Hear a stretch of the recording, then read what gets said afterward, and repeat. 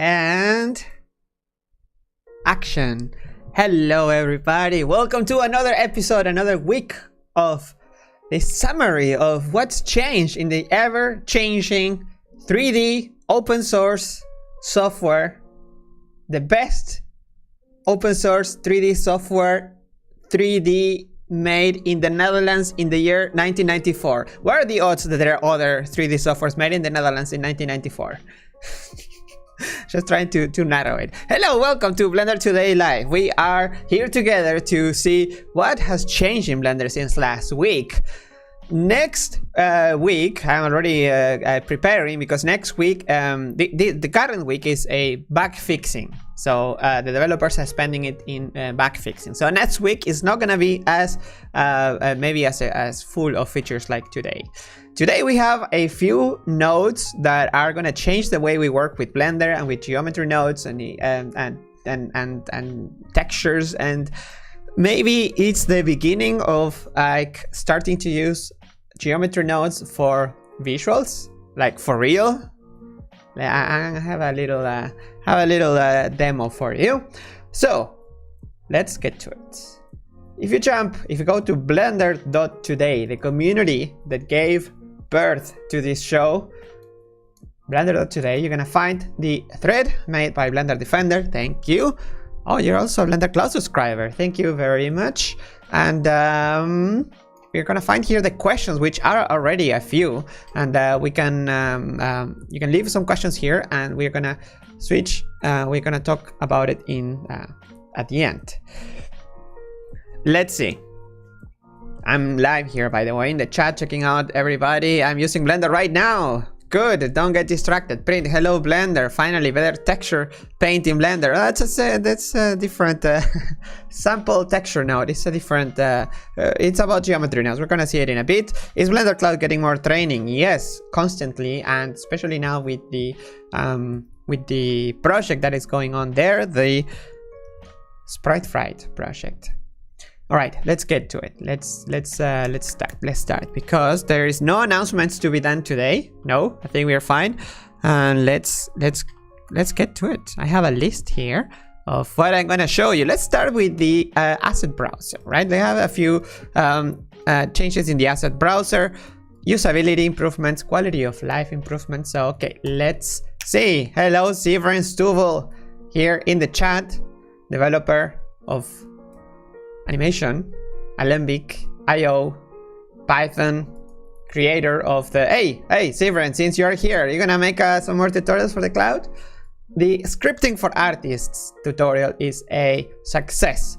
So if you have questions, maybe on scripting for as an artist, or simple scripting in Python, then you should drop them.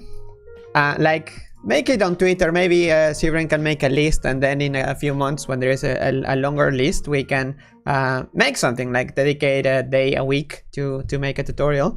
But yes, I was thinking of making one or two of my roast my add-ons. There is this series in this channel, in the Blender Foundation YouTube channel, that Severin roasts add-ons. What does it mean? It critiques. But even in with respect, of course, we do respect, but it's like it just goes through the goods and the bads of an add-on. So if you have the nerve and you want to get your add-on destroyed by a senior developer, that's your chance. All right, let's get to it. So first and foremost, support dragging image assets in the node editor. Yes, now when you are in when you're using the asset browser, which remember is not in 2.92, it's in 2.93, and you have to enable it. Or I think it's enabled by default in experimental. Yes, it's enabled by default. Experimental, remember, it only shows up if you have the developer extras on. However, if I have developer extras off, do I still see it? Yeah, still there. Okay, cool. Asset browser. Now you can drag and drop images that you have in your asset library. You can drag them into the node editor.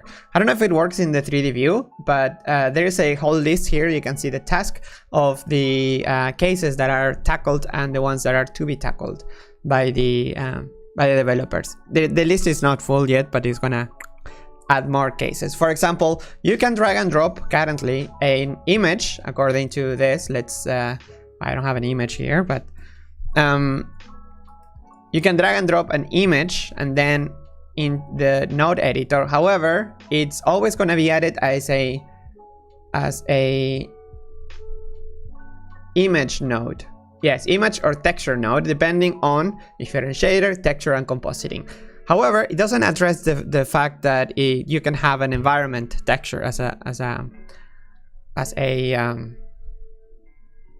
background, right? So if you drop an image in HDR, maybe you should add a environment texture. Maybe should be a bit smarter. Check out the extension. But that's outside of the scope of the asset browser. We're just dropping it there, because actually this list over here, some of the cases here are fairly simple to do if you are a developer that wants to get started in Blender. Look at the code of this change. It was actually already implemented. It's just using just needed to use a different function. So here, instead of using drag get local, it's drag get local ID or import from asset, and the same from here. So you see, if you're a new developer and want to get involved in Blender, just look for these little tasks that are maybe it takes time to go and find where the actual case is, but with this as an example, you can just go ahead and try to make your own. We've seen a lot of involvement from the community lately, and super nice to see it happening. But the more help, the better. Especially when those cases, maybe they are more like monkey work in the case of like drag and drop, for drag and drop operators. Like I mentioned, right? You drag and drop a image, and if the extension is HDR, maybe you could do something else. Could be an operator for like add an environment texture. Or for example, people have been asking forever. So if you're a new developer and want to become a superhero for lots of people, if you, for example, drag and drop a blend file in Blender, it brings this, right? Open, link, append. Great. And this is because it's a blend file. But maybe you can just look at the operator that does this little action and then try to apply it for an OBJ file, an FBX, a Alembic USD. So depending on the extension, it could just like allow you to append it or import it from here. Remember that if you do that, the import export are add-ons, so you have to check if the add-on is there first. Maybe that's why it wasn't done. I don't know, but it's a good thing to keep in mind. All right, it's time to change sections. Into not geometry nodes, user interface first, and then let's go into geometry nodes, the clickbaity of the week. All right, new features, improvements, mainly polishing, that make the UI more easy in the eyes. Have you ever wondered why the Ctrl-L shortcut make links doesn't actually make links? Like if you have like well, now it changed the name, but it was basically just wrong. It wasn't making a link between two objects, right? You have a material, maybe that's a link, but even then for like for linking modifiers, there was an option that you have two objects and then you Ctrl-L and it would be it would let you copy the modifiers, but it was called actually like linking, like it was just modifiers, and that's wrong. There's no linking modifiers yet. There is well, actually you can have something like that with the geometry nodes if you just share the same node tree in two objects that can have the same modifier, but it wasn't right. So now the name is called actually link transfer data, and inside there you're gonna find there is split the ones that you can link, then the ones that you can copy, and the ones that you can actually transfer data. So it's much more readable, understandable. Super nice. There's many of these changes here, so I'm gonna go through them fast. This one is for the user interface of the panels for particle tools, and this is mainly just making the UI more compact. As you can see, slightly more compact thanks to the new layout that you can do about deflecting, in this case like deflectometer and distance. They can become the one line, and with this trick and also adding titles, it looks much nicer. Next option.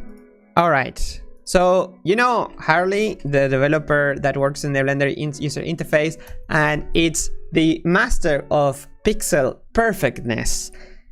I don't know how he does it. I know which size of a screen he has, because he always goes and finds the issues in Blender that are very subtle, but they're there, and most of us don't even notice, such as here in the top you can see the arrows. This is how they used to be. They used to be thicker, but because they were thicker, they were just like stripes and they were not connecting anywhere, so it looked a bit weird. It looked yeah, didn't look nice. Here down below, it's the nice one, the one that actually you can see it changes in width, and it's much more pointy and super nice, and also the dash line is better. So thank you, Harley, and not even thank you yet, because there are more improvements that Harley did. In here you're gonna find the new gizmos, in navigation gizmos, in the top right of the of the window. You're gonna find now that you probably didn't notice, but it's slightly smaller down here, but that's because I changed it. So in the old times, in the prehistoric times, Blender only had the gizmo, this gizmo, right? It wasn't even interactive. It was just there that it will tell you the axis, and that's still in Blender. And this one also had options for changing the size. If you remember that you could change, let's see if I find it, manipulator, to the here mini axis. It was called mini axis. There you go. You could change the size and the brightness. Well, this setting of the size is now available in the great new widget that we have. So in viewport you're gonna find 3D viewport axis. This is just as it used to be. You can change it to the one in Blender 2.7 too. You should, if you don't want it to be interactive, you just want it to be there visual. Just to tell you which axis you are. If you set it to interactive navigation, now you have the size available here. So did you know that you can right click, reset to default value, and now it actually works in most of cases. If I backspace also, so this is the default size, 80 pixels. Because I have the interface a bit bigger here, so I can show you better what's happening. To me it was a bit big, so I made it 60, and that was about fine. I don't even use that thing much. I just have it there because it looks cute. You can go as low as 30 pixels or as big as 200 pixels. I'm gonna leave it here for the moment, because you need to see now that if you mouse over, it tells you which axis, which didn't used to in the past. Now also, if you go in front, it fades. I don't know if you noticed that it's fading in and out. It used to jump before. If I have Blender open, the old Blender, well, you don't need to see it. You probably have Blender running. You're gonna see that it jumps. Now it doesn't anymore. So it's nice and smooth. It's not so much of a ugly thingy in the corner. And it also has this outline, so it's less in your face, and it also looks like a button. Before it was just the dot. So yeah, nice improvements, Harley. Thank you for working on it. And I'm not done yet. Look at this amazing, like, people coming from other softwares, maybe they feel like what I'm showing is like, dude, that's so obvious. Why is not? But it's the little things that make us happy. Look what happened until recently. If you leave your mouse over, the tooltip will be on the way of the buttons in there. So yeah, not great. But now, thanks to Harley, everything is out of the way. You can actually read and leave the mouse over, and it's just smart. Isn't that great? Quality of life improvements. Thank you, Harley, for looking into this. Where do you get these ideas? Probably it's one of the paper cuts or in right-click select. Anyway, super nice. And another change in the user interface, super small, but it's good to know. If you use Grease Pencil, if you use the feature called Trace Image to Grease Pencil, now this has been moved. This was in the top level of the object menu, but it was in the top level, but actually belonged in this convert menu. So because it's a conversion, right, from image to Grease Pencil. This is now in the convert menu, and because of that, there has been a change in this convert menu that now it's an actual menu. Before it was just all the buttons there. It was just an operator. But now this is an actual menu, so it means that you can right-click and add it to quick favorites. So you can have the convert in quick favorites, which wasn't possible before. You couldn't add it. So nice little side effect of making things a menu, a real menu, not a fake menu. All right, I think it's done. I think we are in a good shape to start to get into geometry nodes. Let me get some mate, some warm drinks, because I feel the need for speed. I feel the need for nodes.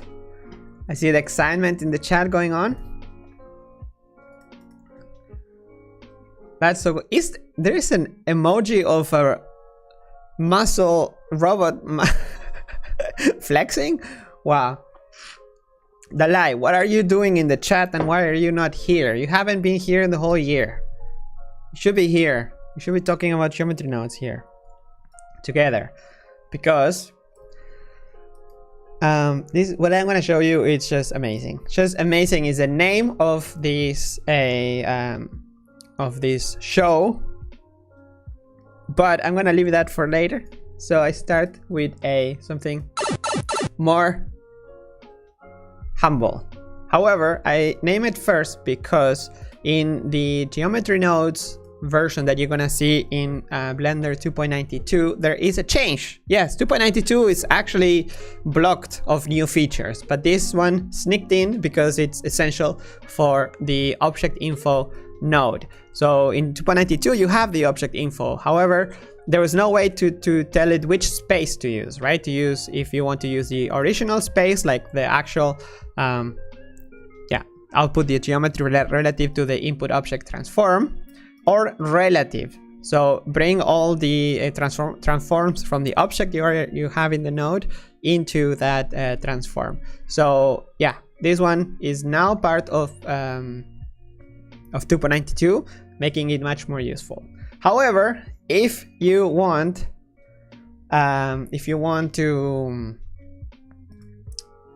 get the best out of geometry nodes, I would suggest you to use 2.93 alpha for testing, not for production. If you're gonna use production, please use 2.92 beta, and there's a candidate of 283. Yes, there's a 292 beta, which is the one that you should be reporting issues on if you want to be a good citizen, a good Samaritan. All right, so the change that I'm announcing first is initial support for volumes. You can now use volume objects in geometry nodes. What does it mean? Okay. This just adds the boilerplate code for volume support in geometry nodes. So, internal stuff. Then, it adds the initial volume support in a few nodes. Here. This is the initial support, by the way. Initial support. This is going to be expanded, but just this is the bare bones. First, the object info node outputs an object instance when the input is a volume object. So you can pick a volume object from it. That will be the same for mesh object soonish to avoid copies. Then, support transforming a volume component in the transform node. So you can press transform and move the volume in it with the transform node. And also in the geometry nodes, you can it will now support volume objects, but only when just one of the inputs has a volume component for now at the moment. So that's it. Very bare bones, but it's there. It's exciting. It's exciting here, like Salary Cat is saying. Oh yeah, like Oldman is saying. So super nodes rock my visual exactly, and they're gonna rock even more. This is huge, but wait, there is more. The title of this video is called Sample Texture Node, Attribute Sample Texture Node. What is it?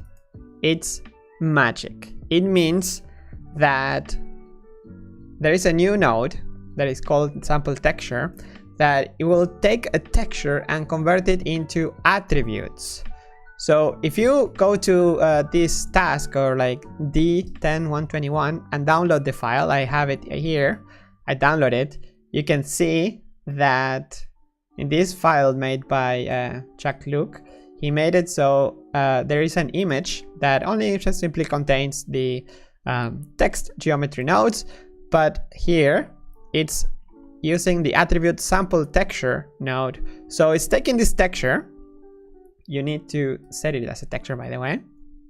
So you can't just choose the image there. You have to put it in a texture. But this is great because you have all the. You're gonna see it in a moment. But basically, you have all the settings there. So now, for example, what is the mapping? UV map, right? UV mapping. That's the name of your map layer that you have here. And what is the result? Scale. So it applies the scale of a point based on the values of. You can see here I have, this is the texture and this is the result. So super nice. You see, it's like little cubes. Depending of the size of this, of the value, is using it as a texture. So super sweet. If we move around the mapping, you can see how the mapping here, attribute vector here. We move it to the left or to the right. Wait, there's in the video here, he's showing it. He's showing the density in the first.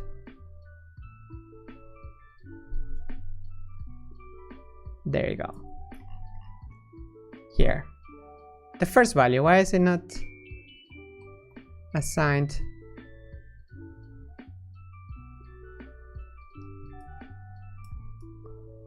Okay, so here, this is moving it. However, okay, in the video it works. I may have disconnected something while playing with it. But what is cool here is that you can actually paint. You can actually paint, but it's a texture. And there is an image. So if you wait, your stream is breaking up. What do you mean? Am I doing something wrong? Am I missing frames? Here OBS says it's fine, so let me know if it's is it okay? I thought my internet connection. Oh, weird. Okay, let's I'm gonna stop this video here. Maybe it's stream is lagging. Oh no, stream is back. Pablo is pixelated. Diego's lagging. Stream is fine, no lag. Okay. Okay, it's fine. Thank you, everybody. The audio disappeared for a second or two. Okay, I hope it's fine, because what I'm about to show you is gonna blow your mind. So where were we? We were here. This is an image texture. Maybe this is just too heavy, that editing and at the same time. However, here, geometry node. So this is a texture, right? So a texture can be anything. So I have this texture. What if instead of loading this image, I load something else? So instead of a single image, what if I load a movie? What if this will let me do the choose an image? Why can't you use this? Remove pack. Yeah, there you go. Don't remove pack. Oh, the pack button is, that's a bug. Here, let's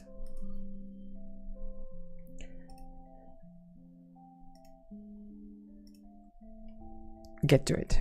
Sorry, I was deleting some spam in the chat. So right, the texture. Let's load a video. What if we load a video instead of a picture? So if I go to videos, oh, I have videos. Where are these?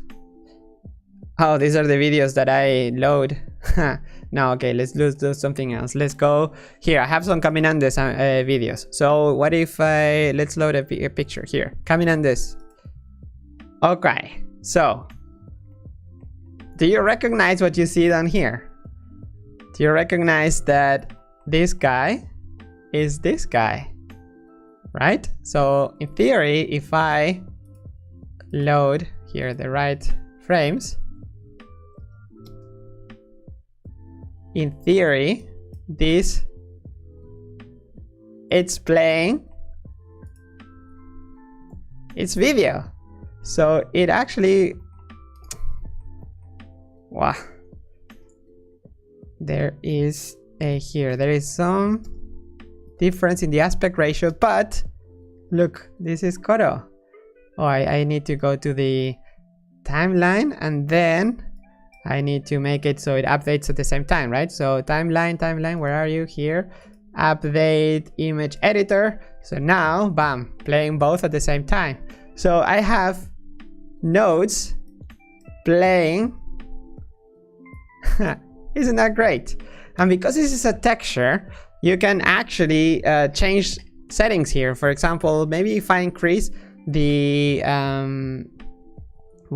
contrast. So if I go to colors, if I make it more contrasty, then I get more of the outline, and then maybe the brightness down, and this is all playing real time. Maybe saturation low is gonna make it work better, and bam, it's mapping an image texture and it's changing the size of these little cubes like there were pixels. Zoom in the cubes. Yeah, exactly. Well, there you go. Oh, I need to map this texture on it. But basically, this is what you see. Real time. Right? This is 24. Yeah, this is stuck at 24 frames per second. That is awesome. Boom. Alrighty. Make a music video with this. Yes, this is visuals. I can't wait to see what Mantisa was gonna do with this weird in their next episode of Weird-ish. That is amazing, and it keeps working and scaling and rotating at the same time. That's so nice. What is my GPU? It's a beefy one, but this should work in any. It should be fine, right? It's just a video playing in the viewport, and then yeah, a Node 3. Okay, when I make it slow. What if I add a subsurf to it? Well, seems fine. Maybe I need to add it in the actual node settings, node setup. Right? So if I click here, maybe if I add a mesh subdivision surface. Or maybe I need to add it before.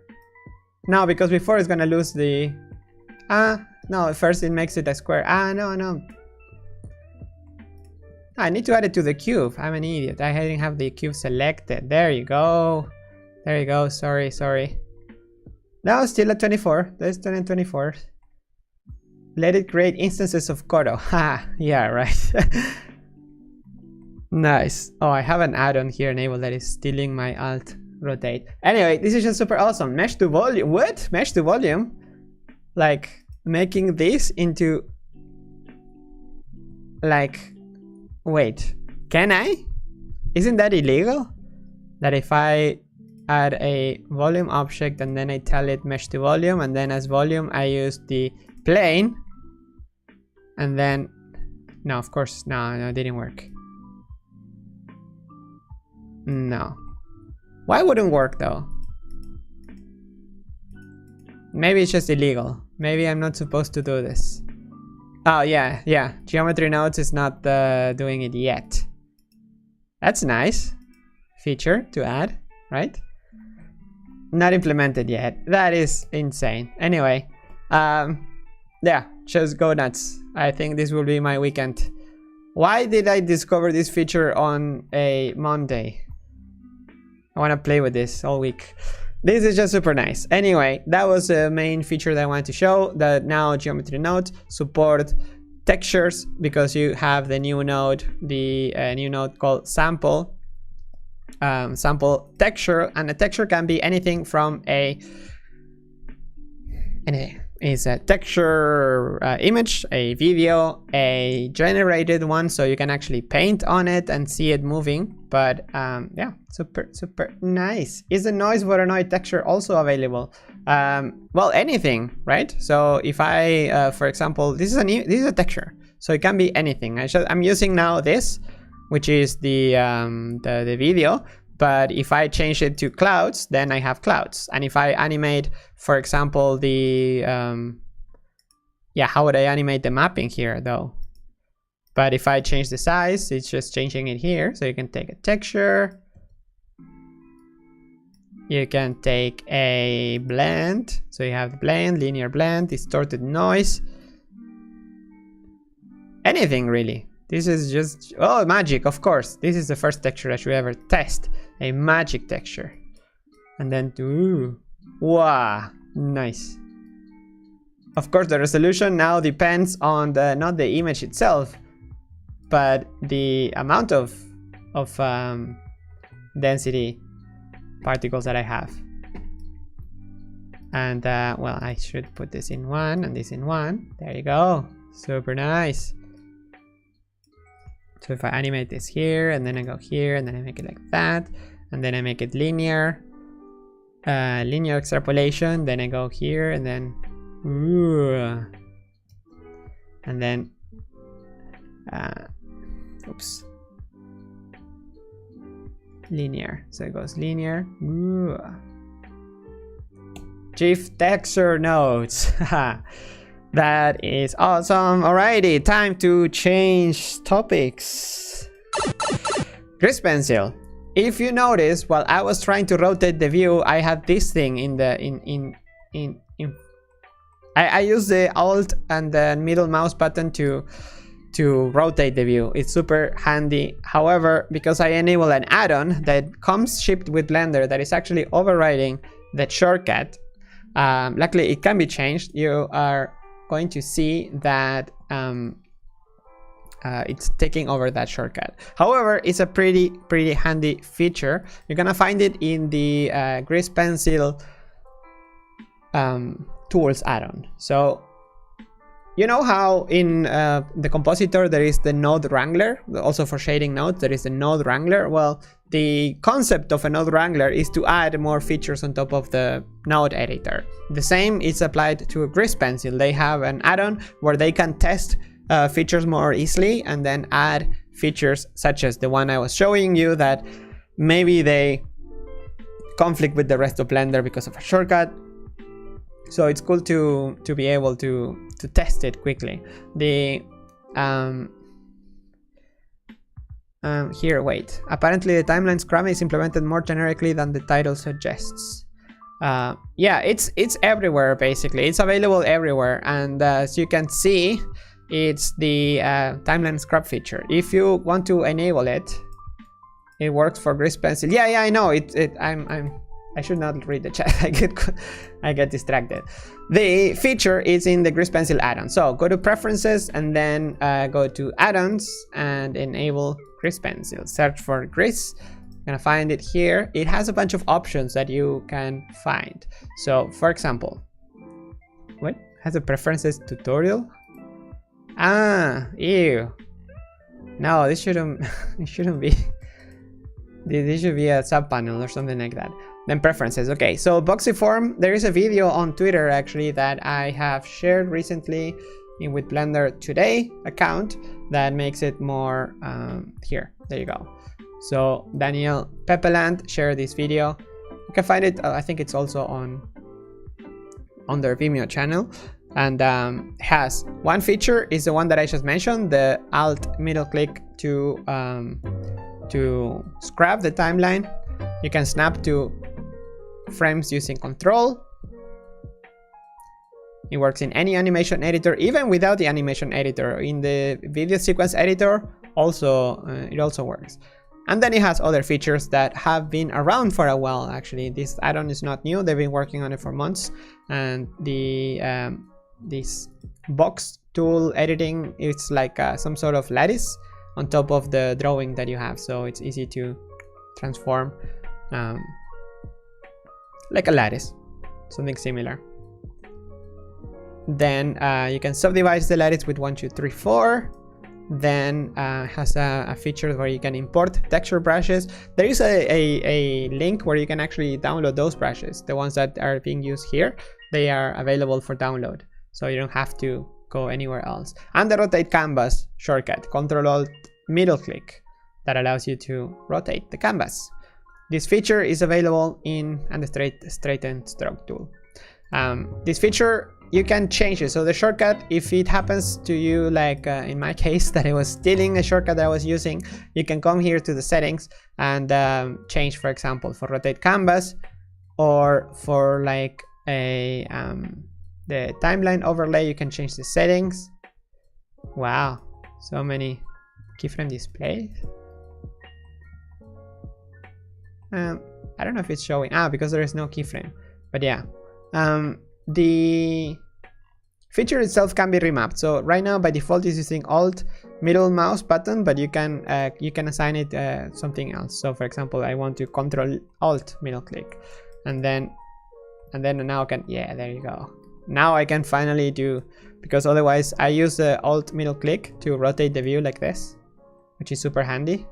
But then Control Alt middle click for scrubbing, super handy. And again, this works everywhere, even in other editors like the video sequence editor. Super handy. Next feature is regarding the feature that I mentioned before, the trace images. Now it has an option that allows you to trace the current frame, or if you are rendering a sequence, you can start from the current frame that you're in. It's a setting in the here in the redo panel. Start at current frame. It's on by default, I think. Yes, by default, if you're doing a sequence animation. Next feature, it's a it came from right click select. It's a suggestion in the video sequence editor. So if you see the title, that Tint-to-a-Teen, Peter Fogg, render sequence editor, inherit blend mode with single input effects. What happens? It's very likely that after applying effects like transform or speed or strip on a strip with certain blending, user will want to change the effect blending to match the original strip. This is pretty common, so it's a little patch, and it was suggested here on right click select. So as you can see, the suggestions, they get heard by developers, or by the developers from the community, or even main developers, core developers, and it's actually done. Should be marked as done. Awesome. Let me mark it as done. We are working on a way that the moderator, I'm an admin in the website, so I can do this, but it's the there you go. Awesome. We're gonna make it easier, so anybody can, maybe if a lot of people just mark it as done, or something more community based, or moderators can do it. That would be super neat. All right, next, that's it. However, like 30 minutes before I started the show, there was a commit on Cycles, which I'm not sure exactly the internals. I just read the title and it was added like now in the afternoon, right before the live stream. So I need to read more into this, or we can read together basically. So Cycles, internal support for the concept of procedurals. Not to be confused with procedural textures though. So procedurals are nodes, again, not shading nodes, in the scene that can generate an arbitrary number of other nodes at render time. This will be used to implement Alembic procedural that can load Alembic files into Cycles nodes. So not nodes as you know it, but internal nodes. what kind of use does it has? Well, this feature is pretty common in other production renderers. That's nice. Or reasons to support this are memory usage and performance. So you can delay loading heavy scene data until rendering. So you don't have to have it all the time there. You can just load it later, especially when using something like streaming data from USD. Or Alembic, which is the case that got implemented first. So you can see here internal support for Alembic procedurals by Kevin Dietrich. Implementation is currently optimized to load animation sequences once and then quickly scrubbing through them. Later on, an option should be added to optimize for memory usage and only load the current frame into memory. Wow, this is the one that got added like now. Yeah, you see 3. It was actually 4 something because of the server date. So I didn't get to read much more. Let's read it together. So currently the mesh and curve objects are supported, including support for UV and vertex color attributes. Missing still support for arbitrary attributes and motion blur. Oh, that's a big one. As well as better handling of changing topologies. Radar assignments are made using phase sets found in the Alembic archive. Alrighty, it's not yet exposed in the Blender UI. It's a feature that is still under development and not ready for general use. Okay, should have started with that so we don't read it.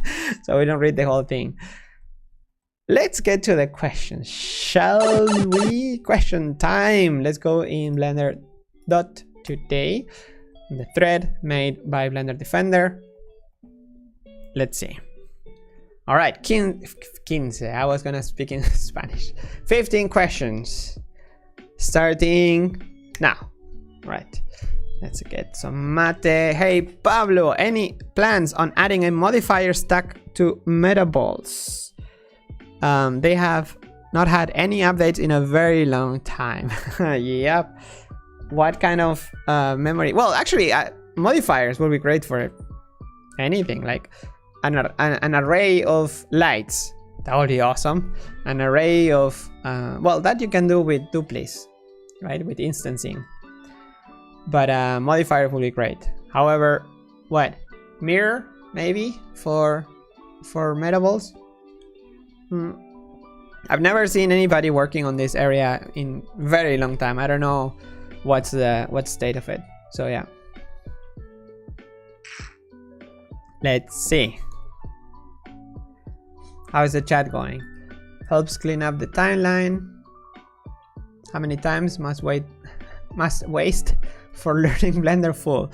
It's not a waste of time learning Blender, and you shouldn't try to learn Blender completely. That's really hard. I would say it's nearly impossible.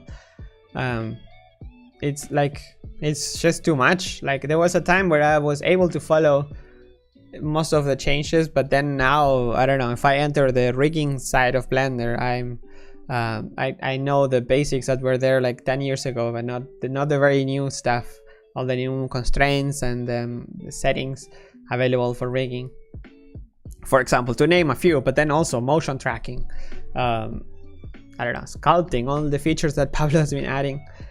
Yeah, that's a lot.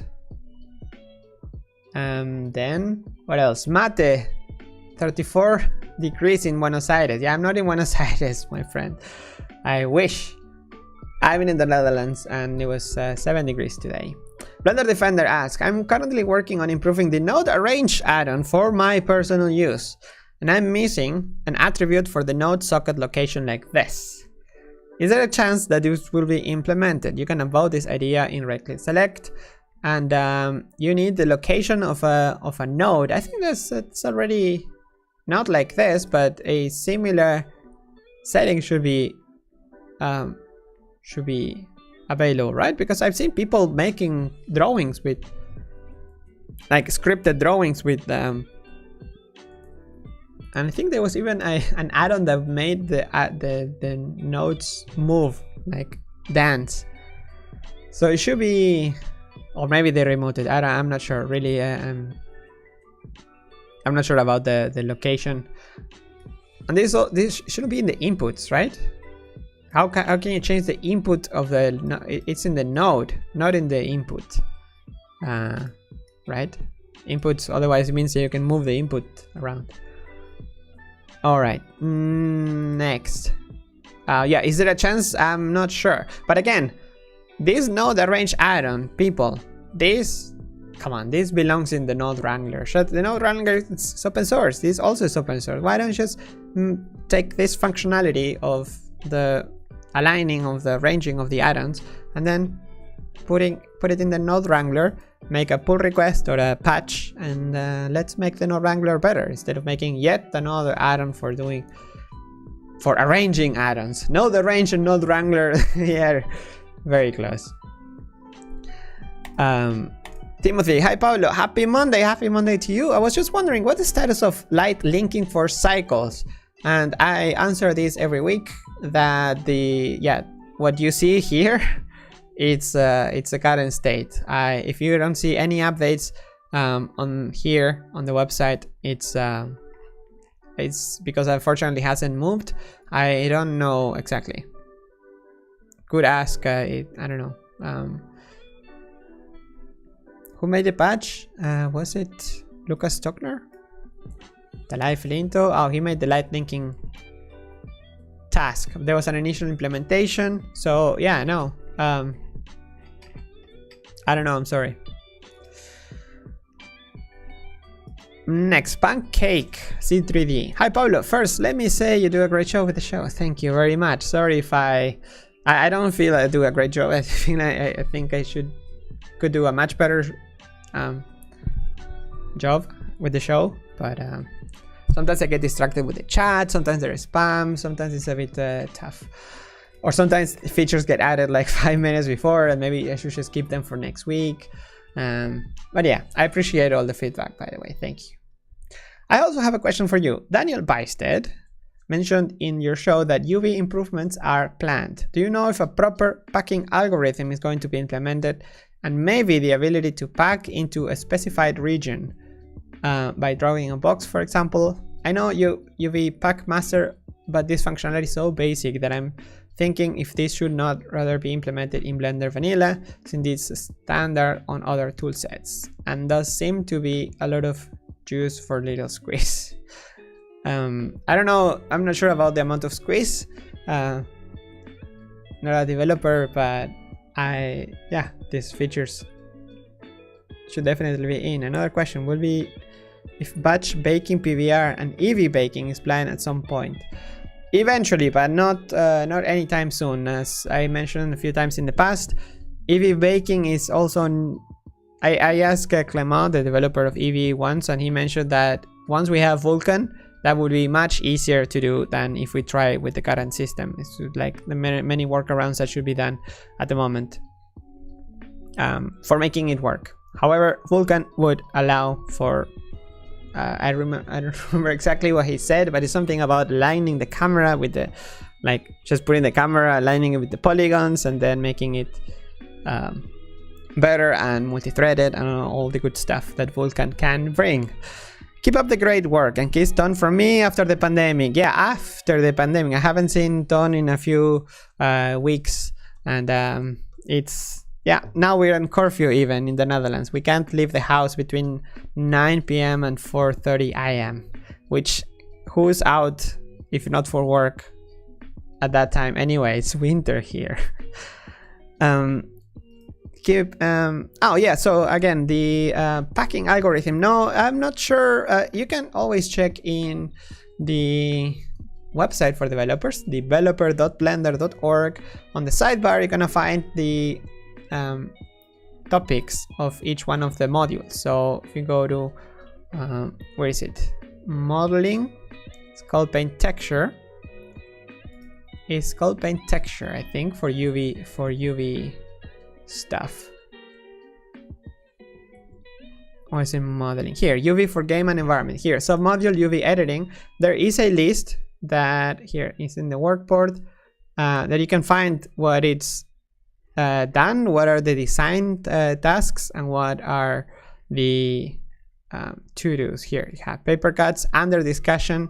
There has been a few improvements in the way for the selection happens, but if it's not here, then it hasn't been tackled yet. However, you can always discussed this with the team on Blender.chat, on the Blender chat. The modeling, is there a UV mapping channel? You go to UV editing, or in the project for modeling. Here, modeling module in Blender chat. Maybe you can ask there. Just log in with your Blender ID and you can get in the chat. Next question. Kaklafr. Hi Pablo. There is a bug reported since 2015 that is still unresolved and no developer is assigned to its fix. It would be cool to see a developer seriously take care of it because it's really a pain in the ass when using Blender with Unreal Engine 4. So okay, importing an FBX skeletal mesh from Blender into Unreal results in bones being too small to create Unreal physics asset. Wait, but the problem is when you import it in Unreal. Export with default FBX settings. Is this still the case? So 2015, 16, 2019. Okay, so the last issue is in 2019. So that is 1.5 years ago. 2019, 2020, yes. So the FBX importer exporter has changed a lot. Even the bug report, initial bug report, is in 2.7. So please confirm that it's there, that it's still happening. The best thing you can do in this case, in these cases, is to like just leave a comment here, you know, like confirm that it's still happening in Blender 2.91, 92 master with FBX version whatever, because the add-on has changed a lot, you know. FBX is a format that is not open source, so it's more of like how do you call it, when you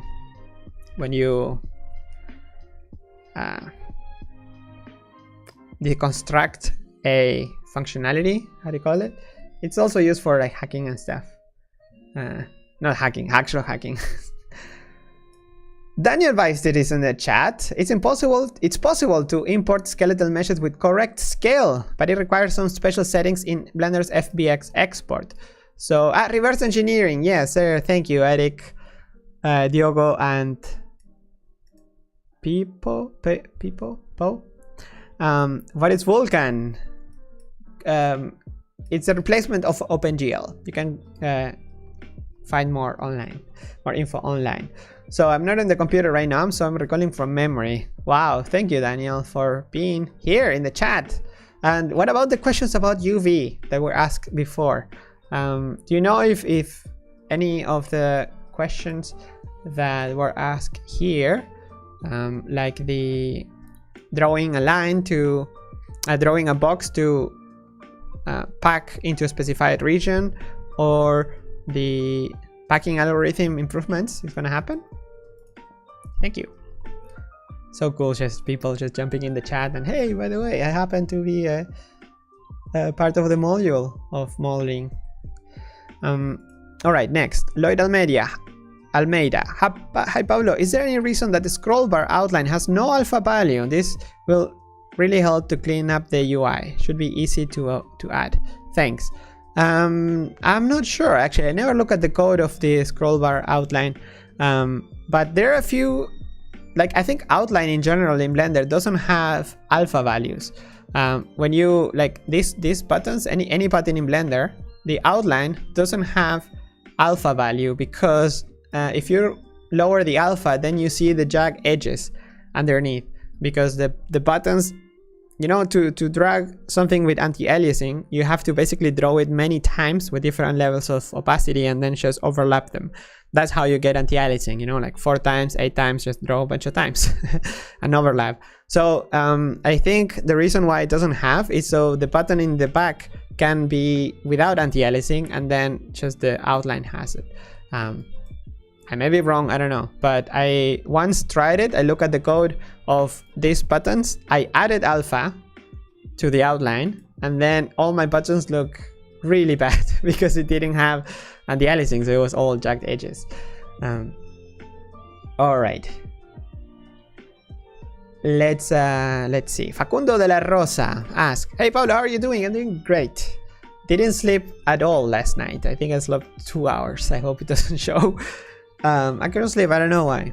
What happened to the improvements of the performance of sculpting that Pablo Dobarro was doing? I am not sure. I haven't seen. I've seen that he's been developing on a branch on Sculpt Dev. It's called Sculpt-Dev. In a separate branch, but I'm not sure what's the status of that one performance improvement. We can just check. Let's see if we find anything. Poor editing, retopology in Blender, performance, no.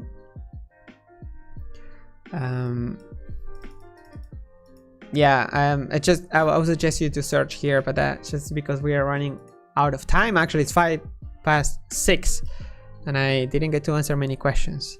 But yeah, you should just always check the task in developer.blender.org.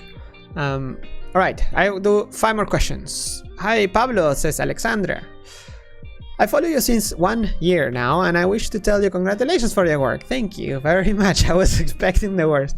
I have 2 questions. So, I do mechanical conception because the dimension is a critical part of the engineering workflow, since what you see, what you get, print.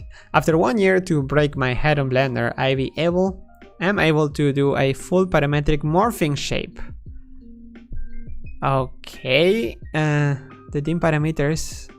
I have all the base shapes you can find here. I want to do physics simulation to morph the shape, but I don't have a clear overview of how driver, modifier, physics, constraints, and time order, and where they activated during animations in physics simulation. Whoa, I think this is beyond my my skills. Can you tell me a resource where I can find that sort of information? Because since Blender grows so fast, it's hard to find. I don't expect to reach a specific vertex group to move scale. Sorry, I think this is a bit beyond of what I can reply. Maybe it's better to ask in the forums. You can ask in well, in any of the forums of the community. If you just go to blender.org/community. Or go to the chat. You can go to Blender chat or Stack Exchange maybe. These here people always are happy to help. Blender artist, you name it. But yeah, sorry, I think I can't follow exactly. This question actually didn't have any votes, so I think I should go, to be fair, to go to the first from the bottom, and then and then reply from there, because they are sorted by time. So Damian Winichenko says, "Hi Pablo, how are you?" I'm doing great. We need bake animation for another reason. I have found out that you could bake the whole scene to geometry as camera projection. This could be used as true spherical camera. Let the screenshot talk for themselves. First is the normal camera. Second is the bake to a sphere sector, and 3 is a simple setup, or even weirder effect. Okay, what is the question?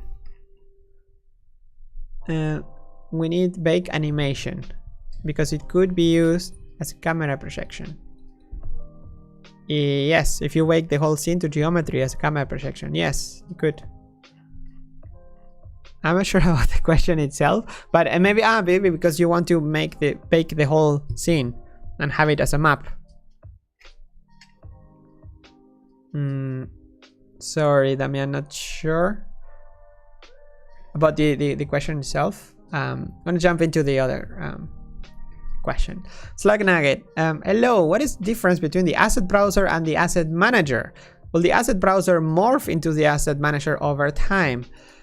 No, the difference, they are 2 different projects. At the beginning, this asset browsing managing project was called Asset Manager. So it was more focused on making the system, the underlying system, for multiple asset managers. So anybody could have. The Blender Cloud could have an asset manager. If you're working a project in your studio, you could have an asset manager. People from, I don't know, BlendSwap could be an asset manager. Blender Market could have others, and each one could make their own asset manager. This proved to be a bit too complex to manage, and a bit out of the scope of what Blender really needs, which is an asset browser. We first need to just browse the items, right? What we have in the scene or in other libraries. So that's why the project got a bit too big and a bit out of control and out of the scope of the original design. So Asset Browser came into existence as a different project, different developer, and is now in Blender. Now this one made it in Blender. Super basic, as we know, but I think Blender is taking that approach now of starting with something basic that works and then improve, instead of just planning something a bit too maybe big and broad. That we can see with the geometry nodes, for example. Geometry nodes in 2.92, it's very limited. You can't do much, but the few things that you can do it really well. They were super tested, and they're using production by the studio at Blender Animation Studio and the community. They've been doing way more than was supposed to do, which is that basic functionality. And the same goes for the asset browser. First, have the basics and keep the basics. Like you can't do much, but those few things you can do really well and stable, and you can trust it. So that's approach, and it's a really good one. I hope we can apply this for more projects in the future. Next question, that was 543. Spandana Kari asks, hey Pablo, is there any way that all the Blender LTS releases can be 0? What? Point releases, like 3.0, 4.0, 5.0. That will make things a lot easier. Well, that will change in the future. Like right now is the number 3 that is an LTS. So that's gonna change. So let's see how much older do I have to go for the release Blender release cycle here. So let's see. No, it's not that. LTS and 3.0 release planning. There you go. Here. So what's planned so far, we already had 2.83 LTS. The next LTS is going to happen this year with 2.93, and then it will be every 4th release basically. So it's going to change between 3 and 7. Yeah, it's not super stable, the numbering, but it's basically every 4th release. So 3.0, 1, 2, 3. But also it kind of makes sense it doesn't really make sense with the numbers, but it makes sense in a way that for example, before jumping into a bigger change, to have an LTS, because it's the last moment where people can say, hey, wait, I'm not done yet with my project, I want to keep working on it with a stable version that without changing data types or things that can mess my files.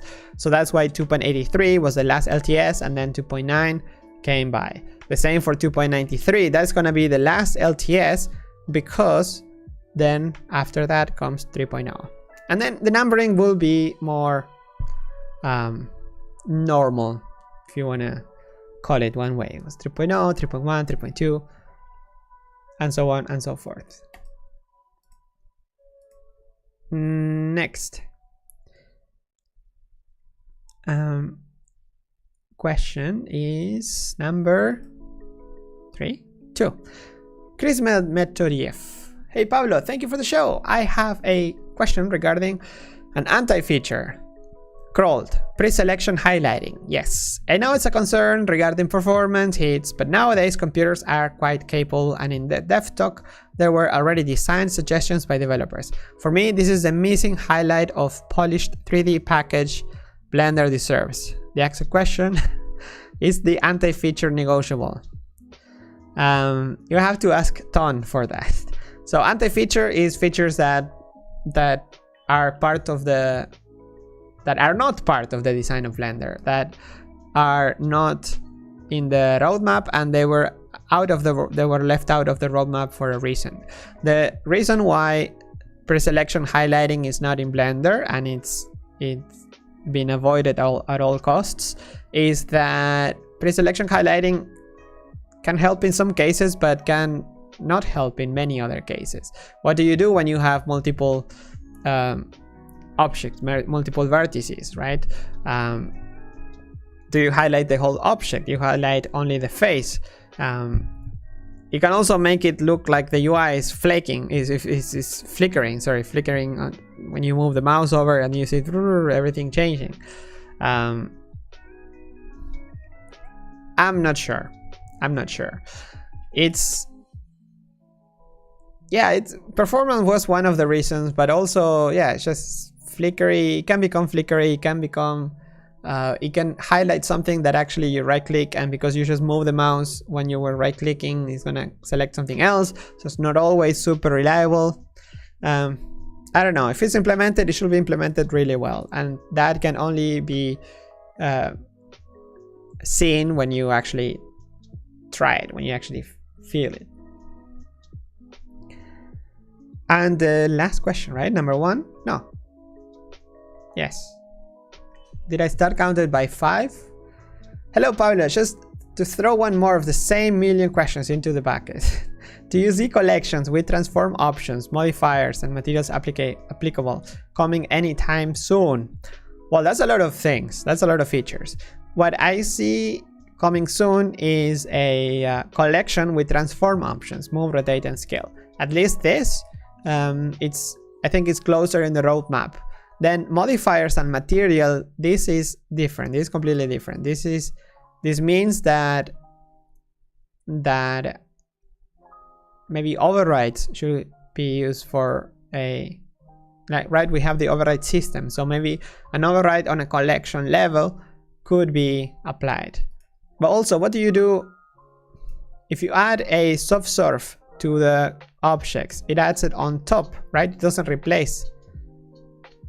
Or maybe it should have an option.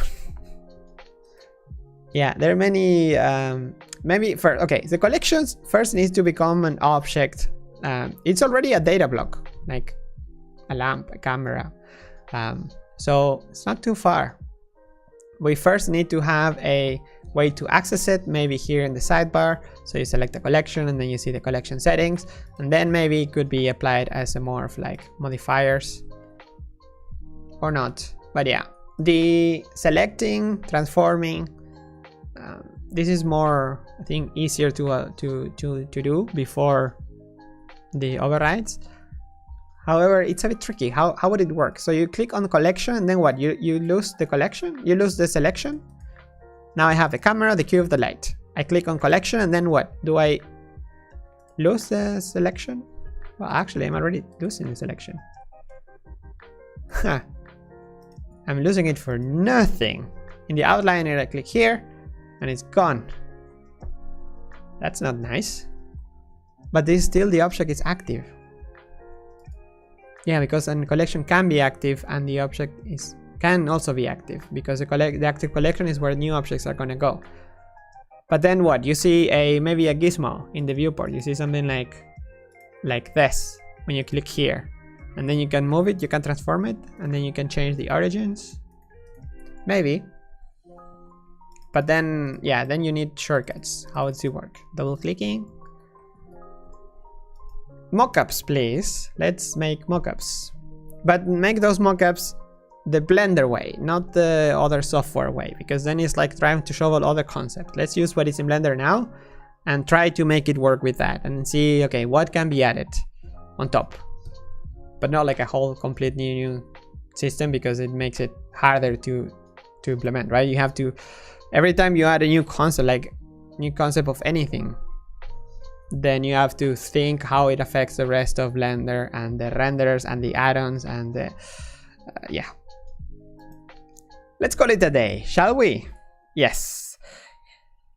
Next week is gonna be more mild, not so many improvements, because as I said at the beginning of the show, this is back sprint week. It means all the developers are locked up not because of the pandemic, but because of Blender, they are only focusing on bug fixing. So please, this is your time to go and report any issues that you may find in Blender 2.8 93 or 92. If it's in 92, it's even better, because then you are gonna see the new splash into 92, and also you're gonna get higher priority, right? Because this 92 is the one that it's coming soon, very soon. All right, let's call it a day. How's the chat going? Love you from Pakistan. Love you too, Pakistan.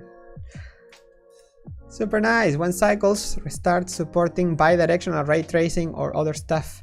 I like the other stuff part. And there is a thread in DevTalk about the development of Cycles and the features, and yeah, you should check it out.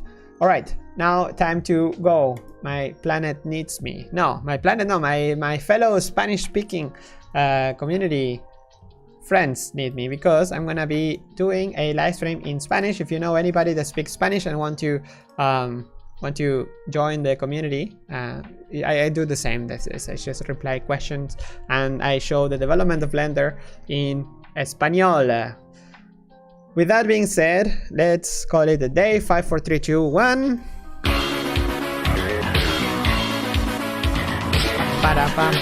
Alrighty.